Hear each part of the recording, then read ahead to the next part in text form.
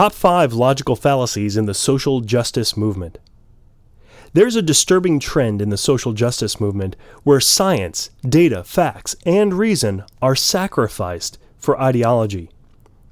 Critics of the social justice movement often reject the overall ideas of social justice because of these reasoning flaws, which is problematic in itself. See the argument from fallacy. If you're a supporter of social justice, and you are allowing your passion to affect your reason, realize that you are most likely doing more harm to the movement than good. There are several logical fallacies often committed by those espousing social justice. What follows is a list of what I found to be the most common. For more examples and details, see these fallacies at logicallyfallacious.com. First, I want to make it perfectly clear that logical fallacies are independent of politics and religion. They're committed by people all over the political and religious spectrums. Yes, some more than others. But no group is immune to them. I do my best on this site to remain fair when dealing with issues of religion and politics, at least in the sense that I'm conscious of my biases and factor those biases in my evaluation of fallacies. Despite my political and non-religious leanings, my only enemy is unreason. I have no problems with a full-on intellectual assault of bad ideas and arguments, even if the bad ideas and arguments ultimately support my political or religious views. So here we go. The top 5 logical fallacies in the social justice movement. 1. Overextended outrage. This is a form of poor statistical thinking where one or more statistically rare cases are implied to be the norm or the trend without evidence, for the purpose of expressing or inciting outrage toward an entire group.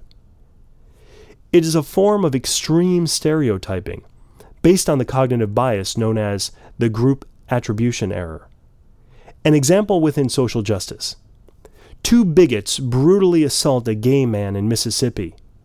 LGBT groups all over the country protest increasing violence against gays, citing this case, when in fact violence has not been increasing. 2. Political correctness fallacy. The assumption or admission that 2 or more groups, individuals, or ideas of groups or individuals are equal, of equal value, or both true, based on the recent phenomenon of political correctness, which is defined as a term which denotes language, ideas, policies, and behavior seen as seeking to minimize social and institutional offense in occupational, gender, racial, cultural, sexual orientation, certain other religions, beliefs or ideologies, disability, and age-related contexts, and, as purported by the term, doing so to an excessive extent. This can be seen as an overcorrection of stereotyping. An example within social justice. Social justice groups are outraged that airport security profiles people as potential threats based on physical and cultural characteristics. 3. Identity fallacy.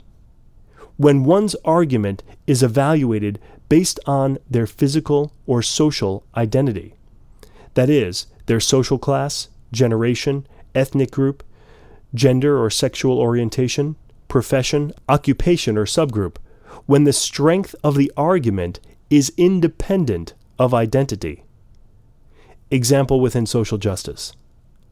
All of these fallacies are bogus since they're written by a white, cisgender, heterosexual male. 4. Base rate fallacy. Ignoring statistical information in favor of using irrelevant information that one incorrectly believes to be relevant to make a judgment. An example within social justice. 22 trans people were murdered so far this year, which means that there's a war on trans people. In fact, if we factor in the base rate of murders and how many trans people there are in the population, we will find that trans people are less likely to be murdered than cisgendered people. 5. Traitorous critic fallacy. Responding to criticism by attacking a person's perceived favorability to an outgroup or dislike to the in-group as the underlying reason for the criticism, rather than addressing the criticism itself, and suggesting that they stay away from the issue and/or leave the in-group.